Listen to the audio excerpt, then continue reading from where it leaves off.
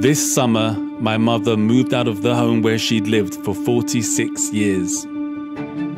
It was the home where I grew up, the bedroom where I wrestled with my brother, the garden where I learned to play football, and it was where my father saw out the last years of his life before he passed away. For the 10 years since, it was where Mum lived alone.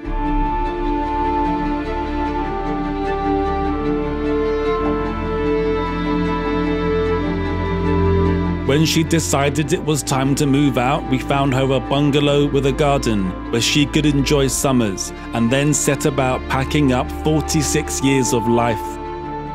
But many of the things we packed away didn't belong to Mum, they were Dad's. Newspaper cuttings from his time as a journalist, cameras and lenses from his retirement hobby as a photographer, first edition books he collected in hope of future value. It was a difficult experience to look through it all, the remains of the life of a man who would look out the window and wonder what lies beyond. It is a wonder I share.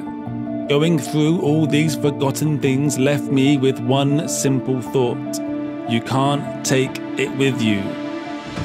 In this age of consumerism, where shiny things are dangled in front of our faces, where these things are delivered almost instantly to our doorstep, we are gripped with the disease of obtaining stuff. Few of us can claim to be free of this affliction, and I am not among those few. But what of these things when we are gone? They lay in boxes pushed to the back of a cupboard.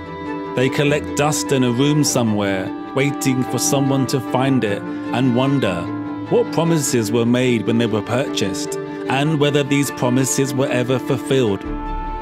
When, like my father, I lay on my deathbed, will I care what is in my cupboards? The things we accumulate are not important.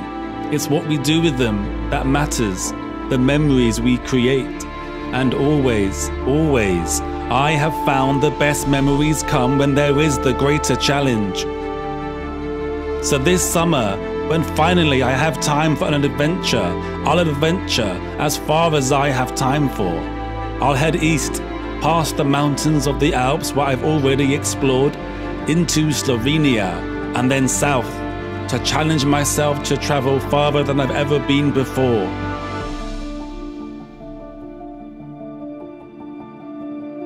Join me as I commit myself to the journey to see what memories I can build. In memory of my father, who once stood by a window and wondered what lies beyond.